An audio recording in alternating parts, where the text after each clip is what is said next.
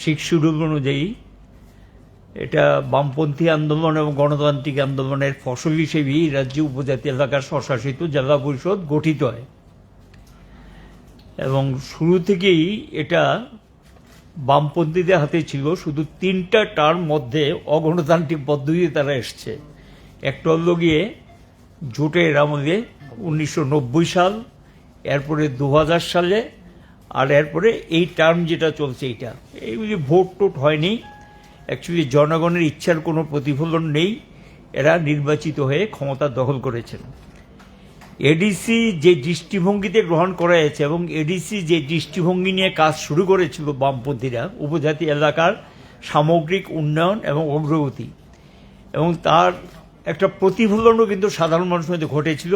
এটা ঠিক যে আমাদের রাজ্য উপজাতিরা অন্তত আর্থিক দিক থেকে নানা দিক থেকে বামফ্রন্ট শাসিত ত্রিপুরাতে এরা অনেকটা এগিয়ে গিয়েছিলেন এবং গোটা ভারতবর্ষের মধ্যে একটা দৃষ্টি আকর্ষণ করতে সক্ষম হয়েছিলেন।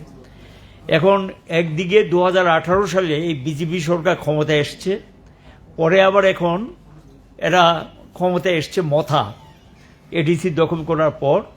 আমরা লক্ষ্য করলাম প্রথম উপজাতি যুব সমিতি, তারপর আইএনপিটি, এরপরে গিয়ে এখন যারা আছে সেটা মথা। 3বার তারা এডিসিতে যখন যায় অনেক কিছু অঘটন ঘটিয়েছেন। একদিকে সন্ত্রাসবাদীদের হাতে পয়সা তুলে দিয়েছেন, সন্ত্রাসবাদীদেরকে সাহায্য করেছেন, এগুলো অনেক বেশি আলোচিত হয়েছে, কথাবার্তা হয়েছে, কিন্তু সাধারণ মানুষের বা উপজাতি এলাকার কোনো উন্নয়ন অগ্রগতি করেননি। এখন নতুন করে ক্ষমতা আসার পর সেই একই কায়দায় একই কৌশলে তারা এখানে এডিসি পরিচালনা করেছেন। এখন সেই এডিসি নির্বাচন আসন্ন। আমরা এডিসি নির্বাচনে আমরা লড়াই করব বামফ্রন্টের পক্ষ থেকে। আমরা আজকে আলোচনা করেছি, আমরা আমাদের প্রার্থী তালিকাও ঠিক করে নিয়েছি এবং এডিসির নিয়ম অনুযায়ী, শিডিউলের যে নিয়ম, সেই নিয়ম অনুযায়ী নির্দিষ্ট সময়ের মধ্যে নির্বাচন করতে হয়। এখন এবারকার নির্বাচনটা খুবই গুরুত্বপূর্ণ এই কারণে, কারণ গোটা রাজ্যে বিজেপি এবং মথা যারা সরকারে আছে একটা আরেকটা শরিক, আইপিএফটি সহ এখানে যে সরকারটা চলছে আর এখানে চলছে মথা, এরা তো একই প্রায় সরকারেরই শরিক। মিলিয়ে মিশে গোটা রাজ্যে যে অরাজকতা, দুর্নীতি এবং উন্নয়নের নামে অর্থ লুটপাট হচ্ছে, যা অর্থ আসছে তার কোনো হিসাব নেই, নিকেশ নেই, এবং এমন জায়গায় এডিসিতে নিয়ে গেছেন শেষ পর্যন্ত বেতন পর্যন্ত দিতে পারছেন। উন্নয়ন তো দূরের কথা, বেতন দিতে পারছেন না। পেনশনের টাকা, পেনশনের পর যেটা যায় তার অধিকার, সেই টাকা পর্যন্ত দিতে পারছেন না। এবং তাদের বিরুদ্ধে অসংখ্য অভিযোগ। এবং এডিসি এলাকার উপজাতিদের অগ্রগতি হোক আর না হোক, এডিসি যারা শাসক তাদের কিন্তু অবস্থার পরিবর্তন ঘটেছে। এবং এডিসি না শুধু সরকারেও যারা শাসক দলে আছেন তাদেরও অবস্থা পরিবর্তন ঘটেছে, কিন্তু সাধারণ মানুষের অবস্থায় কোনো পরিবর্তন ঘটেনি। মানুষের মধ্যে খুব বিক্ষোভের প্রতিফলন এগুলি প্রকাশ্যে ঘটছে। এবং এখন গিয়ে এডিসি দখল নিয়ে মাঝে মধ্যে তাদের মধ্যে কিছু মহড়া হয়, এগুলো লোক দেখানো। আসলে মূলত হলো কারণ এডিসিতে এখন একটা সময় তারা জানেন স্বাধীন ত্রিপুরার কথা বলে 1990 সালে একবার এই কাণ্ডকীর্তি ঘটিয়েছে। এরপরে এসছে তাদের ত্রিপুরাল্যান্ড, এরপরে আসছে আবার গ্রেটার ত্রিপুরাল্যান্ড। এগুলো মানুষের কাছে ধরা পড়ে গেছে এবং অসংখ্য যে চুক্তির এসব কথাবার্তা যা বলেছেন একটাও তারা কার্যকরী করতে পারেনি। উপজাতি অংশের এলাকা যেটা গেছে, শিক্ষা ব্যবস্থা মুখ থুবড়ে পড়েছে, পানীয় জলের ব্যবস্থা নেই, প্রতিদিন রাস্তা রুখো হচ্ছে এবং রাস্তাগুলো খুব যা তৈরি করে দিয়েছে বামফ্রন্ট সরকার, নতুন কোনো রাস্তা তো করতে পারেনি, সেই রাস্তাগুলো ভাঙচুর অবস্থায় আছে। স্কুলগুলো, অনেক স্কুল বন্ধ করে দিয়েছেন, এডিসি প্রশাসনও বন্ধ করেছে, রাজ্য সরকারও বন্ধ করেছে। কাজে উপজাতিরা শিক্ষা, যেটা বামফ্রন্ট সরকারের অন্যতম অগ্রাধিকার ছিল উপজাতি এলাকায়, অসংখ্য স্কুল কলেজ খুলেছেন, সেটাকে পর্যন্ত ধ্বংসের কিনারে নিয়ে গেছে এবং স্কুলগুলো বন্ধ করে দিয়েছেন। আর কাজকর্ম তো কিচ্ছু নেই, অনাহার চলছে। এবং ইতিমধ্যে পত্রিকায় বিভিন্ন জায়গায় প্রকাশিত হয়েছে। আবার সরকার কিছু কিছু ক্ষেত্রে ব্যবস্থা নিয়ে চাপে পড়ে ফেরতও নিয়ে এসছেন। এমনকি শিশু বিক্রির ঘটনা ঘটছে। অনাহার মৃত্যু তো আছেই, সঙ্গে শিশু বিক্রির ঘটনা ঘটছে। এই পরিস্থিতি চলছে, এর থেকে মানুষ নিষ্কৃতি পেতে চাইছেন এবং এর থেকে কিভাবে বেরিয়ে আসা যায় সেইটা মানুষ চাইছেন। আমরাই তার প্রতিফলন একটাই হতে পারে যে বামপন্থীদের হাতে যারা পরীক্ষিত প্রমাণিত, যারা আগে অতীতে কাজ করে দেখিয়েছেন, দৃষ্টান্ত রেখেছেন, মানুষের বিশ্বাস অর্জন করেছেন, কাজে তারাই একমাত্র দায়িত্ব নিতে পারে এই এলাকার যে অরাজক অবস্থাটা চলছে, যে লুটপাট থেকে সব কিছু চলছে, এর হাত থেকে একদিকে শান্তি সম্প্রীতি আরেকদিকে উন্নয়ন এটা ফিরিয়ে আনার ক্ষেত্রে এডিসি প্রশাসন একটা ভূমিকা নিতে পারে যদি সেটা বামপন্থীদের হাতে তুলে দেওয়া হয়। বামপন্থীর একমাত্র মানুষের ভরসাস্থল। এটা শুধু আমি কথার জন্য বলছি এই কারণে না, কারণ এটা আমি আবারও বলবো যে এটা মানুষের অভিজ্ঞতা নিরিখে বলছি, মানুষ সেই অভিজ্ঞতা অর্জন করেছে। এখন মানুষের মধ্যে একটা নতুন ভাবনা চিন্তা ঘটতে শুরু হয়েছে এবং এই বিষয়টাকে মাথায় রেখে আমরা নির্বাচন অংশ নেব। আমরা চাইব সুষ্ঠু স্বাভাবিক নির্বাচন হোক। যদিও এই সরকারের আমলে 2018 পর যে কয়টা নির্বাচন হয়েছে একটাও সেখানে মানুষ নির্ভয়ে নির্বিঘ্নে ভোট কেন্দ্রে যেতে পারেনি এবং ভোট দিতে পারেনি। এবং এই পরিস্থিতির মধ্যে প্রতিটা নির্বাচনে কিন্তু আমরা দাঁতে দাঁত কষে লড়াই করে যাচ্ছি যে এই নির্বাচনও মানুষের গণতান্ত্রিক অধিকার রক্ষা করার জন্য আমরা বলবো নির্বাচন কমিশন যেখানে আছে স্টেট ইলেকশন কমিশন, তারা এই নির্বাচনের দায়িত্বপ্রাপ্ত। স্টেট ইলেকশন কমিশন সুষ্ঠু এবং নির্বিঘ্নে এই নির্বাচন সম্পন্ন করুক এবং সুষ্ঠু এবং অবাধ নির্বাচন আমরা যারা স্টেট ইলেকশন কমিশনের কাছে দাবি রাখবো। আর সঙ্গে সরকার যাতে দলীয় দৃষ্টিভঙ্গির ঊর্ধ্বে গিয়ে নির্বাচন পরিচালনার ক্ষেত্রে, যেটা অতীতে বামফ্রন্ট এই ধরনের লোকাল সেলফ গভর্নমেন্ট স্বশাসিত সংস্থাগুলির যখন নির্বাচন হতো সেখানে নিরপেক্ষ ভূমিকা নিয়ে নির্বাচন কমিশনকে সহযোগিতার হাত বাড়িয়ে দিতেন। যে সরকারেরও দায়িত্ব সুষ্ঠু এবং অবাধ নির্বাচন করার ক্ষেত্রে সেই দায়িত্ব যাতে পালন করে দলীয় স্বার্থের ঊর্ধ্বে উঠে, এটা আমাদের আবেদন থাকবে। আমরা আজকে প্রার্থী নিয়ে আলোচনা করেছি, বামফ্রন্টের পক্ষ থেকে বসেছিলাম। আমরা প্রার্থীদের তালিকা আপনাদের সামনে পরে শুনিয়ে দিচ্ছি। আমরা চূড়ান্ত করেছি দামছড়া জামপুই যে আসনটা, সে আসনে বারেন্দ্র রিয়াং নতুন প্রার্থী। দ্বিতীয় কাঞ্চনপুর রমাকান্ত নাথ নতুন প্রার্থী। মাছপাড়া আমরা ফরওয়ার্ড ব্লকের জন্য রেখেছি, এটা আমরা আজকে ঘোষণা করতে পারলাম না, আমরা অপেক্ষা করছি। তাদের প্রার্থী চূড়ান্ত হলে আমরা আপনাদেরকে জানিয়ে দেব। করমছড়া সাধন চাকমা নতুন প্রার্থী। ড্যামছড়া কচুছড়া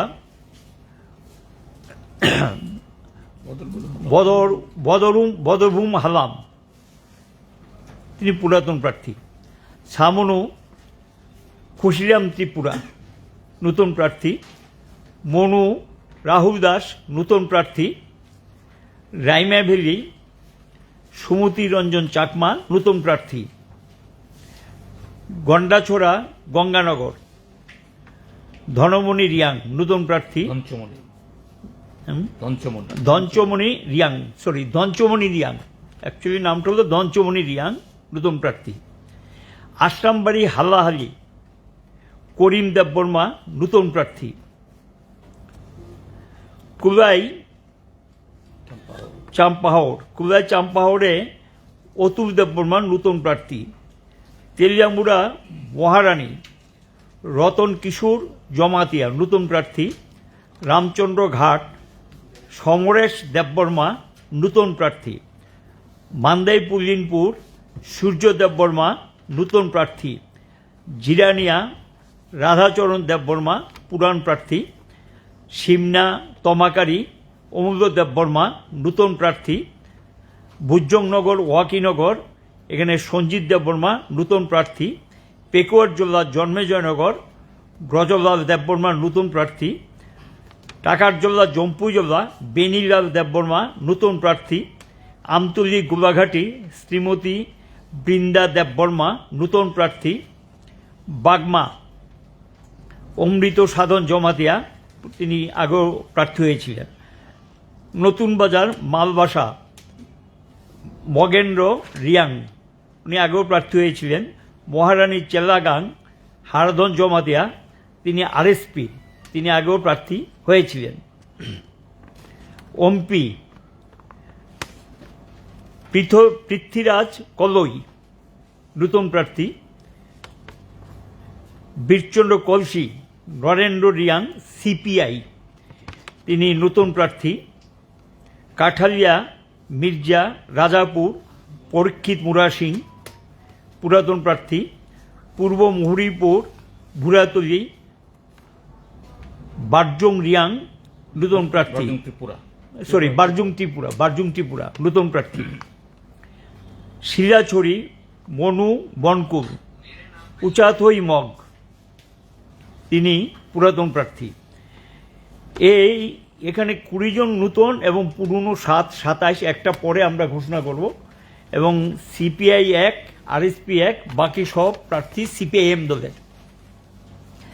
আর আরেকটা বিধানসভা কেন্দ্র উপনির্বাচন হতে চলেছে, সেটা হল ধর্মনগর বিধানসভা কেন্দ্র। এখানে উপনির্বাচন হবে যে কোনো সময়। আমরা আমাদের প্রার্থী ঠিক করে নিয়েছি বামফ্রন্টের মিটিংয়ে আলোচনা করে। আমরা এই কেন্দ্রে প্রার্থী হিসাবে অমিতাভ দত্তকে সিপিআইএমের প্রার্থী হিসেবে, অর্থাৎ বামফ্রন্টের প্রার্থী হিসেবে অমিতাভ দত্ত, যিনি সিপিআইএম করেন, আমাদের রাজ্য সম্পাদক মণ্ডলীর সদস্য, তাকে এই বাই ইলেকশনে আমরা প্রার্থী হিসেবে ঘোষণা করছি বামফ্রন্টের পক্ষ থেকে। আমাদের আবেদন থাকবে বামফ্রন্টের পক্ষ থেকে, যেদিন বাবু আছেন তিনি বলবেন। বামফ্রন্টের পক্ষ থেকে আবেদন থাকবে, আমি বিশেষ ব্যাখ্যায় গেলাম না, এবং সেখানে একটা আবেদন থাকবে, রাজ্যে যে নৈরাজ্য অরাজকতা চলছে এটার বিরুদ্ধে এডিসি এলাকার সমস্ত জনগণ, ধর্মনগরের জনগণের কাছে আবেদন জানাবো, এর রাজ্যে গণতন্ত্র পুনরুদ্ধার, মানুষের অধিকার, মানুষের সম্মান, মানুষের মর্যাদা, এটাকে পুনঃপ্রতিষ্ঠিত করা। এই যে লড়াইটা আমরা করছি, এই লড়াইয়ের শক্তিটাকে সংহত করার জন্য, গণতন্ত্রের ভিতকে মজবুত করার জন্য, স্বৈরাচারী শক্তি এবং যে ফেসিবাদী দৃষ্টিভঙ্গি নিয়ে এখানে যে সরকারটা চলছে, এবং ফেসিস্ট সমস্ত কাজকর্ম, নয়া ফেসিস্ট কাজকর্ম যেগুলো চলছে, এটা বিরুদ্ধে এই নির্বাচনের যে অধিকার, আপনি আপনার স্বাধীনভাবে সাহসিকতার সঙ্গে ভোট কেন্দ্রে যান, ভোটাধিকার প্রয়োগ করুন, এদেরকে ক্ষমতাচ্যুত করুন, এবং এডিসি প্রশাসন বামপন্থীদের হাতে তুলে দিন। আর ধর্মনগর উপনির্বাচনও বামফ্রন্টের প্রার্থীকে জয়ী করে তাদেরকে সমুচিত জবাব দেওয়ার জন্য সকল অংশের মানুষের কাছে আবেদন আমরা বামফ্রন্টের পক্ষ থেকে আপনাদের মাধ্যমে রাখছি। এখন আপনাদের সামনে বক্তব্য রাখবেন।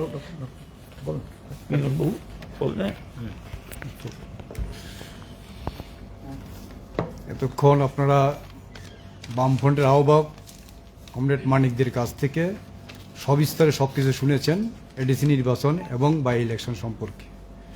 আমি শুধু 2-4টি কথা আপনাদের বলবো যে আগামী এডিসি ইলেকশন এবং যে বাই ইলেকশন ধর্মনগর আমাদের যে প্রার্থী ঘোষণা হয়েছে, এই প্রার্থীদেরকে বিপুল ভোটে জয়যুক্ত করার জন্য আপনাদের মাধ্যমে আমরা সারা রাজ্যে এই মেসেজ দিতে চাই।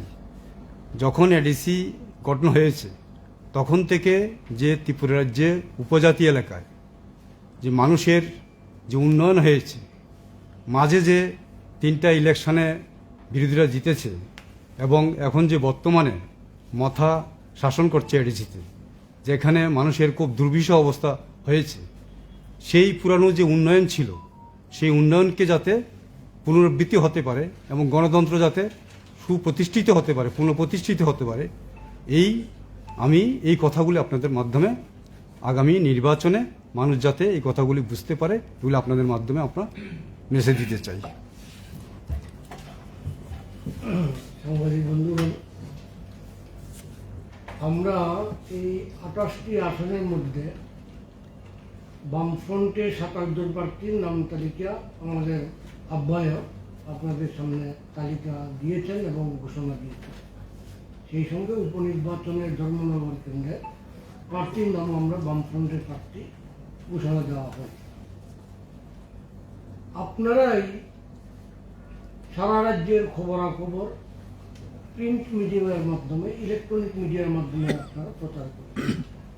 বিশেষ করে গত 1.5-2 মাস ধরে আমরা দেখছি যে রাজ্যের যে এডিসি প্রশাসন, যে দল পরিচালনা করছেন, তার যে সুপ্রিমো ত্রিপুরা মাথা বলে, উনি রাজ্য সরকারের উপর আর্থিক বঞ্চনার অভিযোগ আনছেন। আবার রাজ্য সরকারে ওনার দলের প্রতিনিধি আছেন, 2 জন মন্ত্রী আছেন। আবার অপরদিকে দেখা যাচ্ছে যে রাজ্য সরকারের পক্ষে খুদ মুখ্যমন্ত্রী এবং উপজাতি দপ্তরের যে মন্ত্রী আছেন উনিও হিসাব দিয়ে বলছেন যে কত টাকা কোন কোন খাতে এডিসি প্রশাসনকে দেওয়া হয়েছে, কাজের কাজ কিছুই হয়নি।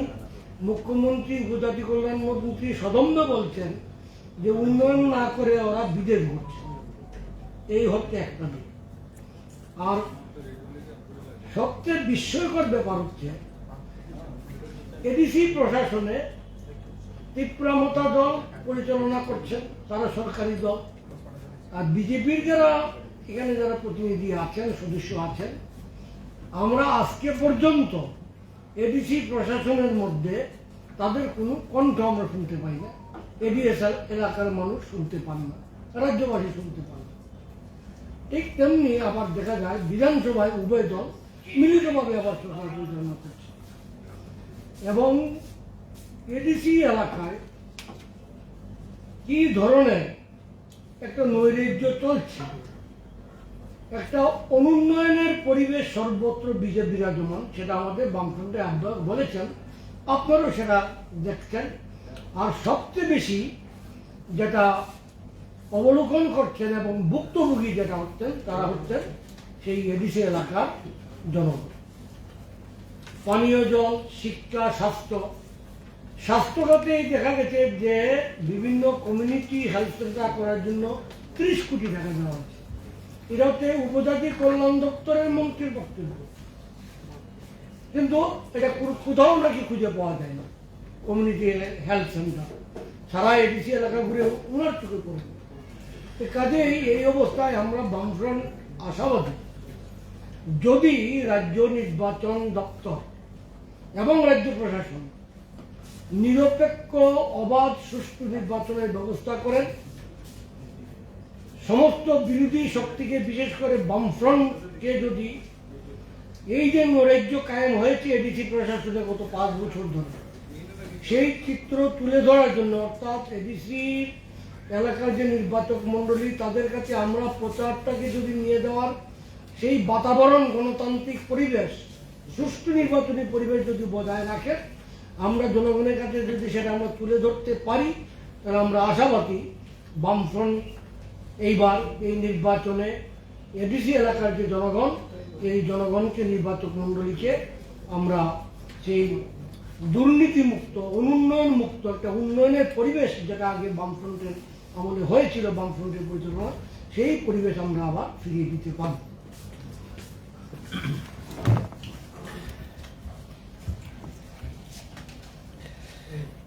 খুব বেশি কথা বলার বা যুক্ত করার নেই। একটা হয়তোবা আপনাদের মনে প্রশ্ন থাকতে পারে, এখনো তো এই এডিসির সাধারণ নির্বাচনের জন্য ভোটার তালিকা তার চূড়ান্ত হয়নি, এটা 13 তারিখে হবে। তার আগেই এবং তারিখ ঘোষণা হওয়ার আগেই কেন বামফ্রন্ট আমরা এই প্রার্থীর তালিকা আমরা ঘোষণা করছি? আমি সেই ক্ষেত্রেতে জনগণের একাংশের মধ্যেও এরকম একটা আলোচনা থাকতে পারে, এটা স্পষ্টীকরণের জন্য এটা বলতে চাইছি। বিগত এডিসি গঠনের পর 2021 ইংরাজিতে এপ্রিল 20 তারিখে প্রথম তার কাউন্সিল তথা এক্সিকিউটিভ কমিটি গঠিত হয়েছিল। বিধি অনুসারে সেই তারিখ থেকে আনুষ্ঠানিকভাবে এই চলতি বা বিদায়ী আউটগোয়িং যে এডিসি কাউন্সিল, তার মেয়াদ সেদিন থেকে গোনা শুরু হয়। তাহলে 5 বছর এই তারিখেই তার মেয়াদ শেষ হবে, অর্থাৎ 20 এপ্রিল। তাহলে নতুন এডিসি গঠিত হওয়ার পর, নির্বাচন ইত্যাদির পর, অন্তত তার এক সপ্তাহ আগে 12-13 তারিখের মধ্যেই এই নির্বাচন সুসম্পন্ন করতে হবে রাজ্য নির্বাচন কমিশনকে। এটাই সংবিধানের বা যা পরম্পরা, কনভেনশন। আজকে হলো মার্চের 9 তারিখ, তার মানে হলো এই 20 এপ্রিল আসতে মাত্র আগামী 40 দিন বাকি, 40-42 দিন এরকমই। এর মধ্যেই আগামী 3-4 দিনের মধ্যে যে কোনো তারিখে নির্বাচন ঘোষণা করতে হবে। ত্রিপুরাজ্যের সবকটা রাজনৈতিক দল আপনি লক্ষ্য করছেন যে শাসক জোটের মধ্যে বড় শরিক ভারতীয় জনতা পার্টি, ছোট শরিক বা মেজর শরিক ত্রিপুরা মথা, এবং আরেকটা শরিক আইপিএফটি। এই তিনটা দল যেমন খুবই সক্রিয়, স্বয়ং মুখ্যমন্ত্রী তিনি অফিস কাছারি নাওয়া খাওয়া ছেড়ে দিয়ে গত 1.5-2 মাস ধরে সারা ত্রিপুরাজ্য চষে বেড়াচ্ছেন, এবং অন্যদিকে এডিসি প্রশাসনে যারা এখন আছেন ত্রিপুরা মথা, তারা তো আছেই। এবং এই দুটা দলের কায়দা কি, যে সুতার বান্ডিলের টাল, কাপড়ের বান্ডিলের টাল, স্বয়ং মুখ্যমন্ত্রী গিয়ে এই নির্বাচনগুলো সংগঠিত করতে গিয়ে ত্রিপুরাজ্যের ইতিহাসে বিগত 70-75 বছরে আমরা যা দেখিনি।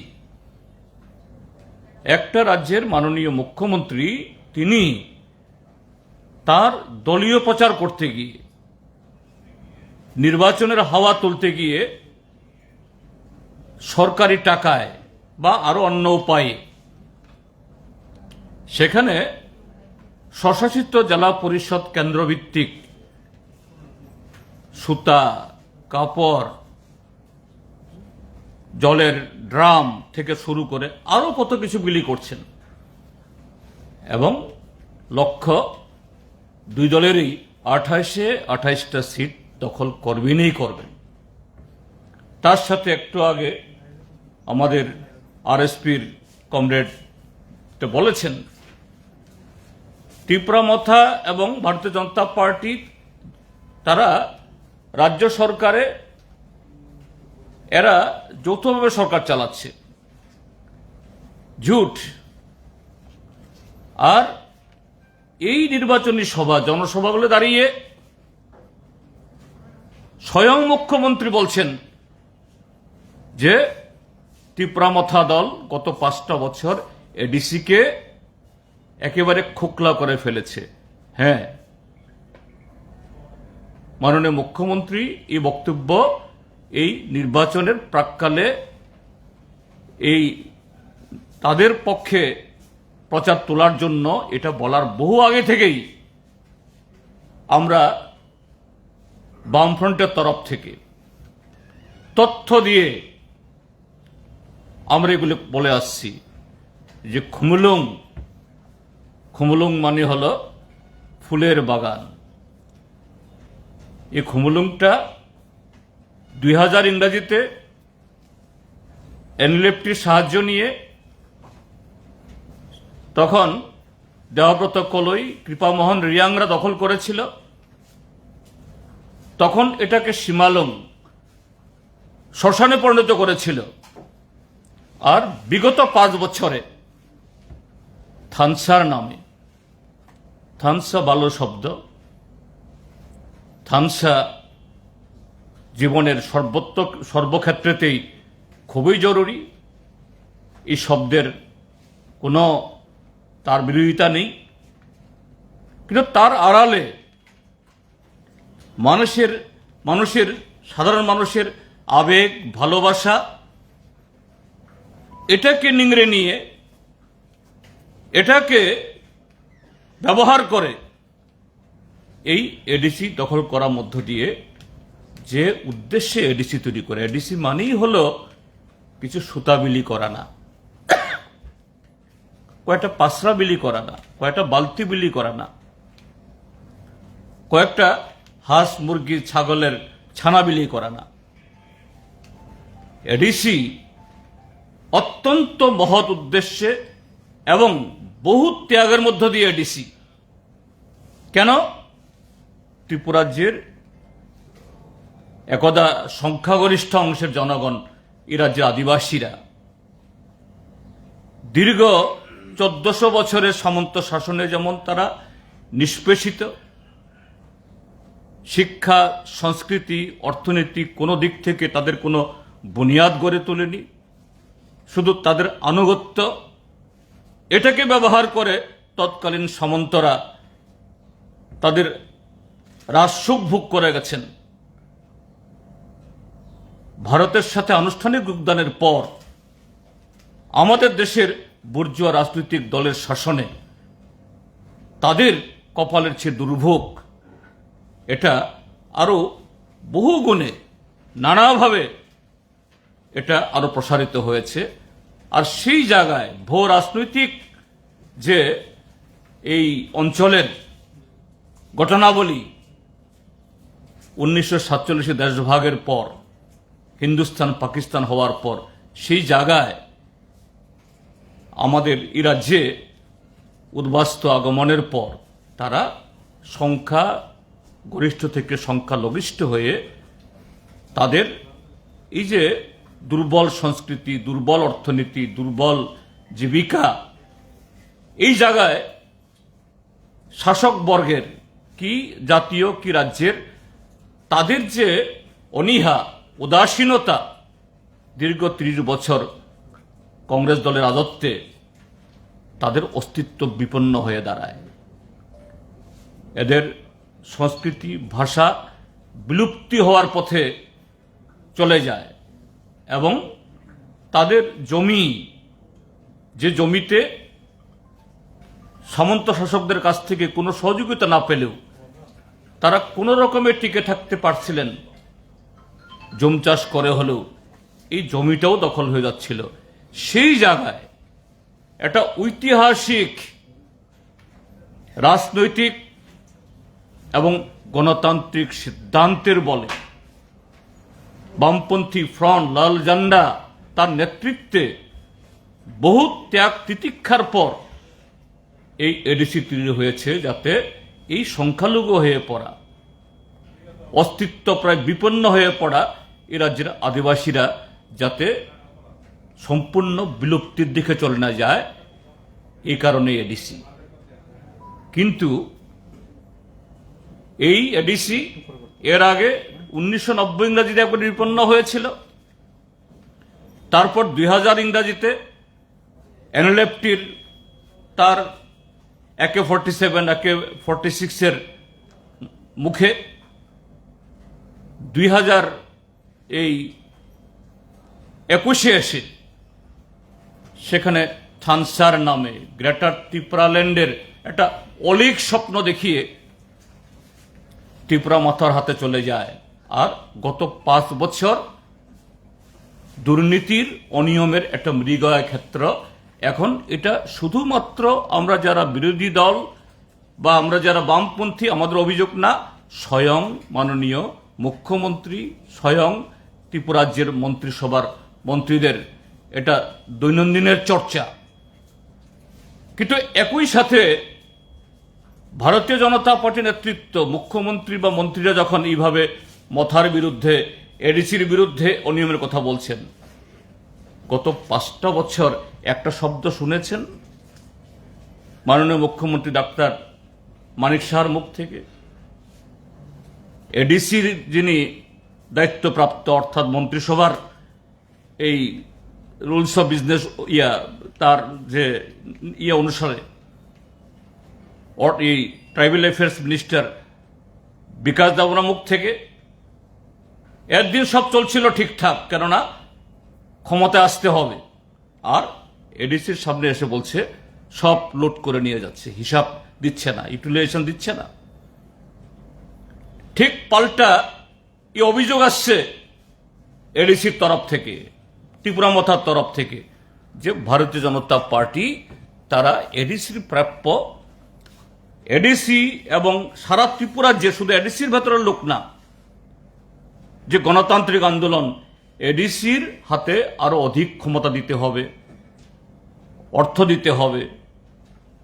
সংবিধানের 125তম সংশোধনী বিল 2018 সাল থেকে এটা হিমঘরে ঢুকিয়ে রেখেছে আমাদের দেশের মাননীয় স্বরাষ্ট্রমন্ত্রী অমিত শাহর মন্ত্রক। একটা আর একটার বিরুদ্ধে আঙ্গুল তুলছেন এবং এটা ঠিক। এই দুটি দল এখন সরকারে, কিন্তু এখন এডিসির সামনে, এই ভোটের সামনে একটা দল আরেকটা দলের বিরুদ্ধে আঙ্গুল তুলছে। এটা মেকি, এটা নাটকীয়পনায় প্রতিদিন এই দুটি দল তাদের নিচুতলার সমর্থক, সাধারণ সমর্থক, এদের এই অর্থ এবং নানা সুবিধার প্রলোভন দেখিয়ে এমন সমস্ত মানে এই একটা বিরোধিতায়, ইভেন রক্তাক্ত যে সংঘর্ষে পরিণত হচ্ছে, এগুলি সবটাই হলো যে এই লুটের ভাগ কে কত পাবে। আগামী দিন এই 5 বছর আবার এই এডিসিকে কে দখল করবে তার লড়াই, কিন্তু উপরতলায় আবার এক, মন্ত্রিসভায় আবার এক, এখানে হাসি খুশি সব চলছে, এখানে কোনো ধরনের বিরোধিতা সেখানে নেই। তো এই জায়গায় দাঁড়িয়ে এই নির্বাচনটা খুবই গুরুত্বপূর্ণ। আমরা, আপনার তালিকা দেখেছেন আমাদের, আমরা বহু পরীক্ষা নিরীক্ষা করে 28টা কেন্দ্র, সেখানে এখন অবধি যে 27 জন প্রার্থী ঘোষিত হয়েছে, 27 জনের মধ্যে 20 জনেই হলো নতুন মুখ। আমরা সেখানে অভিজ্ঞতা, তারুণ্য এবং শিক্ষাগত যোগ্যতা সব স্তর থেকে আগামী দিন একদিক থেকে প্রশাসন পরিচালনায়, আরেক দিক থেকে রাজনীতিতে সেই যে গুণাবলী, কোয়ালিটি আনার প্রশ্নে, এটা সমস্ত ক্ষেত্রে জরুরি, রাজনীতির ক্ষেত্রে বড় জরুরি। আমরা এটা আনার চেষ্টা করেছি এবং এই নির্বাচনে আমাদের যেটা লক্ষ্য হলো যে একটা সাংবিধানিক প্রতিষ্ঠান, এটাকে লুটের প্রতিষ্ঠানে পরিণত করেছে। এই লুটতরাজ থেকে সংবিধানকে রক্ষা করা, আর যে মহৎ উদ্দেশ্যে এই স্বশাসিত জেলা পরিষদ, যে ত্রিপুরার যে সংখ্যালঘু হয়ে পড়া, তারা যাতে দ্বিতীয়বার আবার সেই এডিসি এলাকাতেও সংখ্যালঘু না হয়ে যায়, তাদের যে ভাষা সংস্কৃতির বিলুপ্তির হুমকি হয়েছিল, এখান থেকে যাতে নতুন করে আবার সেই থ্রেট তৈরি না হয়, সেই জন্য এই বিজেপি এবং ত্রিপুরা মথা উভয় দল, দুটাই লুটেরা, গণতন্ত্র বিরোধী, এবং এডিসি যে উদ্দেশ্যে গঠিত তার পরিপন্থী। এই জায়গাতে নানা স্বপ্ন তারা দেখাচ্ছে, তার হাত থেকে এডিসি উদ্ধার আমরা চাই। এই কারণে এই রাজ্যের সমস্ত গণতান্ত্রিক অংশের মানুষ, এডিসির বাইরের অংশের মানুষও, তাদেরও সমর্থন আমরা আহ্বান করি। সাথে ধর্মনগর মহকুমা, সেখানে এই উপনির্বাচন হওয়ার কথা ছিল না, কিন্তু আমাদের রাজ্যের মাননীয় অধ্যক্ষ, সেই কেন্দ্রের যিনি বিধায়ক, তিনি প্রয়াত হয়েছেন, সেহেতু সেখানে নির্বাচন হচ্ছে। কিন্তু গত 8 বছর ধরে এই ধর্মনগর বিধানসভা কেন্দ্র, বিশেষ করে ধর্মনগর সাব ডিভিশনের মধ্যে, এটা রক্তাক্ত। এখানে বিরোধী রাজনৈতিক দল এবং তার গণসংগঠনগুলোর অফিস জবরদস্তি করে, জবরদখল করে শাসক দল তাদের সাইনবোর্ড লাগিয়ে রেখেছে। এখনো দেখতে পারবেন যে ডিএম অফিস, তার সামনে 50 মিটারের মধ্যে একটা কর্মচারী সংগঠনের অফিস, সেখানে শাসক দল ভারতীয় জনতা পার্টি দখল করে বসে আছে। স্বয়ং ডিএম সাহেবের সামনে এরকম অন্যায় 8 বছরেও এরকম যে অধিকার হরণ, এর থেকে মুক্ত করতে পারছে না। ঠিক তেমনি প্রায় প্রতিদিন প্রতিনিয়ত গণতান্ত্রিক আন্দোলনের কর্মীরা, বিশেষ করে বামফ্রন্টের কর্মীরা রক্তাক্ত হচ্ছেন। কদিন আগেও আমাদের 2 জন শীর্ষ নেতা, যার মধ্যে একজনকে আমরা প্রার্থী করেছি, কমরেড অমিতাভ দত্ত, প্রায় একেবারে মৃত্যুর দোয়ার থেকে কোনোরকম বেঁচে এসেছেন এবং গত 8 বছরে 4 বার আক্রান্ত হয়েছেন। পার্টি অফিসের ভেতরে গিয়ে ঢুকে হচ্ছে, একজন আসামি ধরা পড়ে না, শাস্তি তো বহু দূরে, এদের বিরুদ্ধে কোনো কেস লিপিবদ্ধ হয় না। এইভাবে যে গণতন্ত্রহীনতার, স্বৈরাচারের এবং একটা ফেসিবাদী কায়দায় কিভাবে ক্ষমতায় টিকে থাকা যায় তার একটা পরীক্ষাগার তৈরি করেছে ধর্মনগরকে। এর থেকে আমরা এই ধর্মনগরকে মুক্ত করতে চাই আগামী দিন সারা রাজ্যে গণতন্ত্র পুনরুদ্ধারের এই সংগ্রামে। কাজে সেদিক থেকেও এডিসি এবং ধর্মনগর বিধানসভা কেন্দ্র, একদিকে সাধারণ নির্বাচন, ওটা উপনির্বাচন, দুটি ক্ষেত্রেতেই নির্বাচক মণ্ডলীর কাছ থেকে আমরা সমর্থন চাই এবং তার বাইরে যারা ভোটার নই আমরা, ত্রিপুরা রাজ্যের মানুষ যারা অন্যরা, তাদের কাছ থেকেও গণতন্ত্র পুনরুদ্ধারে আমরা সেই নৈতিক সমর্থন আপনাদের কাছ থেকে চাই। প্রত্যেক দিনই তো দেখা যাচ্ছে একটু 2018 সালে একটা ভুল তো করেছে, যার ফলে আজকে ত্রিপুরা রাজ্যের এই চেহারা, জেলা পরিষদ থেকে সমস্ত স্বশাসিত সংস্থাগুলো। 23-এও আবার দেখা গেল সে বিজেপির বিরুদ্ধে কথা বলে বিজেপির পকেটে ঢুকে গেছে, মাথা সরকারই ঢুকে গেছে, যে আমরা জনগণের কাছে এটাও আবেদন রাখবো, আবারও নির্বাচন, মুখ্যমন্ত্রী এক ধরনের কথা বলছে, মাথা এক ধরনের কথা বলছে, বলেছে এটা না ঢুকেবো না।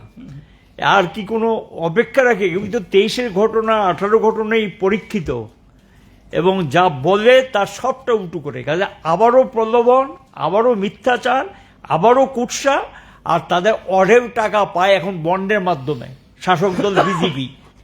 সেই অর্থ তারা খরচ করে জনমতকে মানে কিভাবে সেটাকে অন্যদিকে নেওয়া যায়, মানুষের ক্ষোভ বিক্ষোভটাকে প্রশমিত করা যায়, এটা তারা উদ্যোগ নিতে পারে। আমরা সাধারণ নাগরিক এবং ভোটারদের কাছে স্বনির্বন্ধ অনুরোধ রাখবো, আবেদন জানাবো, এই ভুলের মাসুল তো অনেক দিতে হয়েছে আপনাদের, অনেক ক্ষতি হয়েছে এই রাজ্যের, অনেক কিছু সহ্য করতে হচ্ছে আপনাদের। ঘুরে দাঁড়ান, রুখে দাঁড়ান, কোনো প্রলোভনের শিকার হবেন না, কোনো মিথ্যাচারের কাছে নিজেদেরকে বিলিয়ে দেবেন না। এবং এই আবেদন রেখে আপনাদেরকে বলবো যে এগিয়ে আসুন, যেটা আমাদের জিতেনবাবু বলেছেন সর্বশেষ, যে ধর্মনগরের উপনির্বাচন, এটা তো একটা মেসেজ যাবে, যা চলছে ধর্মনগরে তো আপনারা সবাই জানেন, যদি এটা করা যায় একটা মেসেজ যাবে। এবং ওই দুটো উপনির্বাচন অ্যাকচুয়ালি ভোটই হয়নি, আমরা যেটা দেখলাম ওই যে বক্সনগর এবং ইয়েতে কাঠালিয়া, দনপুর, মানে কাঠালিয়া মিনস দনপুর কনস্টিটিউন্সি। কাজেই এই ধর্মনগরে শাসক দলের কাছে আবেদন এবং নির্বাচন কমিশনের কাছে আবেদন, নির্বিঘ্নে ভোটটা করুন, মানুষ কি চায় তার প্রতিফলন ঘটবে। আমাদের দৃঢ় বিশ্বাস এই প্রতিফলন ঘটতে বাধ্য, কারণ ধর্মনগর সহ গোটা রাজ্যে যা চলছে এর থেকে মানুষ মুক্তি চাইছেন। কি প্রশ্ন? একটা বিষয়, প্রত্যেক দিনই তো এডিসি এরিয়ার মুখ্যমন্ত্রী সহ আরো অন্যান্য বিজেপির সাধারণ সম্পাদক থেকে শুরু করে নানান মন্ত্রীরা যাচ্ছেন দলে দলে, তীব্রামথা থেকে বিজেপিতে যোগদান করছেন। তো সিপিআইএম দলের পক্ষ থেকে এখন অব্দি সেরকম ভাবে কোনো ধরনের প্রচার, যোগদান বা সভা দেখা যায় না। কি বলবেন? এটাই তো যে প্রমাণ যে ত্রিপুরার যে গণতান্ত্রিক পরিবেশ নেই, যে সিপিআইএম এই ত্রিপুরার যে বিধানসভা রাজনীতির এই রাজনৈতিক ইতিহাসে একটা সময়তে 60টার মধ্যে 56টা কেন্দ্র দখল করেছিল যে বামফ্রন্ট বা সিপিএম সবাই মিলে, যে বামফ্রন্ট প্রথম 10 বছর, তার পরবর্তী সময়তে আরো 25 বছর টানা 35 বছর শাসন করেছিল। আজকের ত্রিপুরাজ্যের অগ্রগতির যার সিংহভাগ প্রতিটি ক্ষেত্রেতেই বামফ্রন্টের চিহ্ন অমলিন। সেই বামফ্রন্ট এই প্রচারে এই দুটি দল বৈফুর হয়ে যারা এসছে, এরা রমরমা দেখাতে পারছে বামফ্রন্টের লোক হারিয়ে গেছে, কেউ নেই, এগুলো কেউ বিশ্বাস করবে? তাহলে কেন? এটা আসল চিত্র নয়। এই যে স্বৈরাচারী এবং সন্ত্রাসী যে পরিবেশ চলছে, গণতান্ত্রিক পরিবেশ নেই এই কারণে। কিন্তু বামফ্রন্ট বসেনি, ওরা লোক দেখানো, টাকা পয়সা, প্রলোভন, উপঢৌকন দিয়ে সব করছে। আমরা একই ব্যক্তিকে প্রতিনিয়ত আমাদের তৃণমূল স্তরের সংগঠন প্রতি ঘরে ঘরে আমরা যাচ্ছি, প্রত্যেকটা ঘরে আমরা পৌঁছচ্ছি। অবস্থার প্রেক্ষিতে আমাদের নির্বাচনী কৌশল তাদের সাথে পাল্লা দেওয়ার সেরকম যে কালো টাকা আমাদের হাতে নেই। একই ব্যক্তিকে আজকে সোমবার যদি বিজেপি দল, আবার সে লোকটা মঙ্গলবারে গিয়ে মথাতে, আবার দুদিন বাদে সেই মথাতে যে গেল সে আবার বিজেপিতে। এগুলি বামফ্রন্ট কখনো করে না, করবেও না। কিন্তু মানুষের কাছে পৌঁছানোর জন্য আমরা যে কাজগুলো আমরা করছি, এগুলো হচ্ছে। আরেকটা বিষয় হচ্ছে ধর্মনগরে কংগ্রেসের তরফে আগাম দাবি করা হয়েছিল যাতে তারা প্রার্থী দেয় 2023 বিষয়। কংগ্রেস স্বাধীন দল করতেই পারেন, কিন্তু 2023 ইংরাজিতে তখনকার সময়েতে একটা বিশেষ পরিস্থিতিতে সেই সিট সমঝোতা হয়েছিল। এটা 2023-এর জন্য। আবার 24-এ এসে লোকসভা নির্বাচনে 24-এর জন্যই একটা সমঝোতা হয়েছিল, একটা একটা করে আমরা প্রতিদ্বন্দ্বিতা করেছি। এটা আলাদাভাবে আবার সিদ্ধান্ত হয়েছিল। তারপরে পঞ্চায়েত নির্বাচন হলো।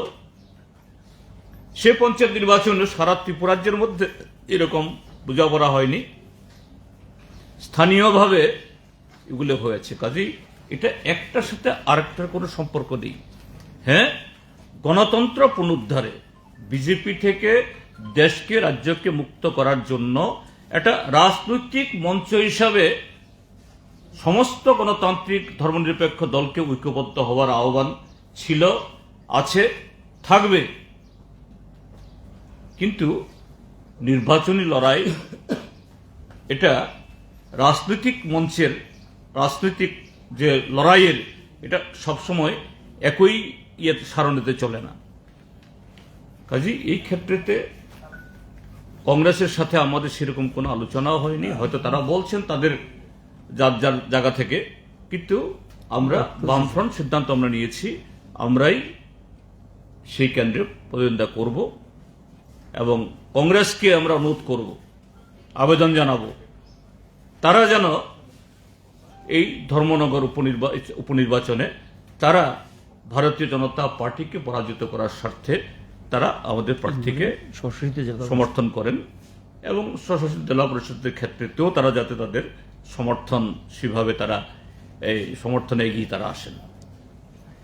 কিন্তু তাদের বক্তব্য হচ্ছে যে ধনপুর এবং বক্সনগরে তারা তাদেরকে সমর্থন করেছিলেন। আমরা এখন ধনপুর, বক্সনগরে বামফ্রন্টের প্রার্থী ছিল, ইন্ডিয়া জোটের প্রার্থী বলে কোনো হয়নি। এরা হয়তোবা তারা প্রার্থী দেননি, কিন্তু এক মঞ্চে দাঁড়িয়ে গিয়ে তারাও আমাদের প্রার্থীকে ভোট দিন, এরকম কোনো কর্মসূচি হয়নি।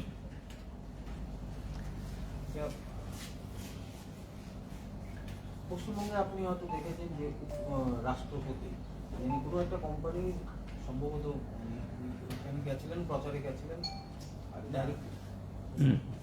বলো। তো বলা চলে যে এক প্রকার যে এটা সম্ভবত কি বিজেপির প্রচারেই উনি গেছেন, এটা কি কখনো হয়েছে কখনো আপনার? এটা পত্র পত্রিকা থেকে যা দেখেছি, আবার তাদের বক্তব্য হিসাবে প্রচার হয়েছে এগুলো। কাজে নিরপেক্ষভাবে এগুলো কি প্রেক্ষিতে কি প্রোগ্রামে মাননীয় রাষ্ট্রপতি এসছেন, যেমন আমার সবটা জানা নেই। দুটোই হলো রাষ্ট্রপতির বক্তব্যের প্রেক্ষিতে পশ্চিমবাংলার মাননীয় মুখ্যমন্ত্রীর বক্তব্য, বা পশ্চিমবাংলার মাননীয় মুখ্যমন্ত্রীর বক্তব্যের প্রেক্ষিতে বিজেপি নেতৃত্বের বক্তব্য। আমি এই জায়গায় বলবো পরিষ্কার, এটা আমার ব্যক্তিগত, এটা বামফ্রন্ট হিসাবে নয়, যে মাননীয় রাষ্ট্রপতি আমাদের দেশের সর্বোচ্চ সাংবিধানিক প্রধান এসছেন। পশ্চিমবাংলা সরকারের তরফ থেকে এটা প্রটোকল হিসাবে, পরম্পরা হিসাবে, কনভেনশন হিসাবে পশ্চিমবাংলার সরকারের তরফ থেকে এটা এক্সটেন্ড করা এটা দরকার ছিল। কারণ দেখেছি যে মাননীয় মুখ্যমন্ত্রী ঠিক আছে, তিনি একটা খুব জরুরি ছিলেন, যেতে পারেননি। তিনি একজন সিনিয়র মিনিস্টারকে ডেপুট করতে পারতেন। তারপর চিফ সেক্রেটারি যাননি, তিনি একজন এডিশনাল চিফ সেক্রেটারি পাঠাতে পারতেন। কিন্তু একজন এই রাষ্ট্রপতি আসলেন, একজন মন্ত্রী গেলেন না, একজন সিনিয়র মোস্ট আমলা গেলেন না, এটা তো চরম অসৌজন্যতা। আবার যদিও এটা মাননীয় রাষ্ট্রপতি মহোদয়া বলেছেন কিনা জানি না, এটা তৃণমূল নেতাদের মুখ থেকে অভিযোগ, এটা কোনো পত্রিকাতেও আমি দেখিনি। এটা তিনি এসে যে বিজেপির পক্ষে বলেছেন, কিন্তু মাননীয়া দ্রৌপদী মুর্মু রাষ্ট্রপতি সাহেবের মুখ থেকে এরকম সরাসরি তৃণমূল কংগ্রেসের বিরুদ্ধে কিছু কথা বলেছে, অন্তত আমার চোখে পড়েনি। কাজেই এরকম একটা ঘটনা না হওয়াটাই বাঞ্ছনীয় ছিল, এটা মোটেই সুখকর নয়, এবং দুদিক থেকেই আরো সংযত হওয়া উচিত। এবং কিছু পরম্পরা দেশের মানুষের যে এইরকম একটা বার্তা যাতে না যায়, এরকম সর্বোচ্চ স্তরে যারা আছেন তাদের এই ক্ষেত্রেতে একটু সমীহ করা দরকার, কেয়ারফুল হওয়া দরকার। জাতীয় স্তরে কংগ্রেসের সাথে আপনাদের সম্পর্ক ভালো, ইন্ডিয়া জোটের কথা বলা হচ্ছে, কিন্তু রাহুল গান্ধী গতকাল বললেন যে সিপিআইএম বিজেপি মানে সিজেপি, এবং আপনাদের বাপ শাসিত কেরল নিয়ে অনেক অভিযোগ তিনি করেন। কি প্রতিক্রিয়া থাকবে আপনার পলিটব্যুরো সদস্য হিসাবে? কেরালাতে ইউডিএফ এলডিএফ এর লড়াই, তো ওখানে গিয়ে কেরালাতে গিয়ে তিনি কথা বলছেন, সেখানে যাতে তার দলের লোকরা এতে কিছু মাইলেজ পায়। আবার সেই রাহুল গান্ধী দিল্লিতে এসে তিনি বলেন, রাহুল গান্ধী, সোনিয়া গান্ধী বা এই খার্গে সাহেব জানা একমাত্র সিপিআইএম এবং বামফ্রন্ট, তাদের শক্তি কতটুকু আছে না আছে প্রশ্ন নয়, তারাই গণতন্ত্রের স্বার্থে বরাবর তারা এই দেশের গণতান্ত্রিক ইয়েতে এদের ভূমিকা সবসময় তারা মানে অটল থাকে। তো এই কথা কি বলবো, আমি কথার কথা বলছি। আমি সেদিন এই যে মাননীয় উপরাষ্ট্রপতি আসলেন, তো এখানে ওনার জন্য নৈশভোজ দেওয়া হয়েছে রাজ্যপাল ভবনে, এই লোক ভবনে। তো সেখানে আমাকে আমন্ত্রণ করা হয়েছে বিরোধী দল নেতা হিসাবে। তো সেখানে মাননীয় উপরাষ্ট্রপতি মহোদয় তিনি মানে লিস্ট দেখেছেন কারা কারা নিমন্ত্রিত, তো স্বতঃপ্রণোদিত হয়ে আমার সাথে তিনি কথা বলেছেন। আমি বলবো এখানে যে সৌজন্যতা এবং সত্যি যদি বলে আপন ভাবে, মাননীয় উপরাষ্ট্রপতি বলছেন যে না, যে আমাদের যে প্রাক্তন মুখ্যমন্ত্রী নৃপেন চক্রবর্তী, খোঁজ নিয়েছেন, তিনি যখন রাজনীতিতে একদম খুবই নবিশ, এই সময়তে তিরপুর মানে কোয়েম্বাটুর ওইখানে গেছেন কয়েকবার। আমি ওনার বক্তৃতা শুনেছি, আমি খুবই মুগ্ধ হয়েছি, খুবই ভালো মানুষ। আবার আমি যখন রাজ্যপাল ভবন থেকে লোকভবন থেকে ফিরে আসি, তিনি আবার আমাকে ডেকে নিয়ে এসে করমর্দন করে বলছেন যে আপনাদের এই প্রাক্তন মুখ্যমন্ত্রী মাননীয় সরকার মহোদয়কে আমার শুভেচ্ছা জানাবেন, সম্মান জানাবেন। তো বামপন্থী মতাদর্শ আলাদা হতে পারে, কিন্তু আমাদের যে নীতি আদর্শ এদিক থেকে আমরা কখনো বিচ্যুত হই না, এবং মানুষ যখন আপনভাবে স্বতঃস্ফূর্তভাবে বলেন, এটা সেরকম যারা গণতন্ত্রের প্রতি শ্রদ্ধা রাখেন, দল ভিন্ন হতে পারে, তারা আপন মনে এগুলো স্বীকার করেন। কাজে এই সমস্ত কথাবার্তা যেগুলো আজকে আমাদের রাজ্যের মধ্যেও হয়, এগুলা খুব আমল দেওয়া আমাদের উচিত নয়। একটা বিষয় আপনাদেরকে বলছি, এখানে যে নাম সিরিয়াল নাম্বারটা আছে, আমরা যে লিস্টটা দিয়েছি প্রার্থীদের তালিকা, এই সিরিয়াল নাম্বার কিন্তু আসনের সিরিয়াল নাম্বার না, এটা আমাদের সিরিয়াল নাম্বার, মানে 28টা আসনের আমাদের সিরিয়াল নাম্বার। কাজে এটা যাতে দেখবেন যে আমরা আসনগুলোর কে কোন কনস্টিটিউয়েন্সিতে দাঁড়িয়েছে সেই ক্ষেত্রটার নাম দিয়েছি, আর এই সিরিয়াল নাম্বারটা হলো আমাদের সিরিয়াল নাম্বার, প্রার্থীদের সিরিয়াল আলাদাই আছে, আলাদা করে আছে। কাজে ওইটা ওই ওদের নাম্বার না, কমিশনের যে নাম্বার, ইলেকশন কমিশন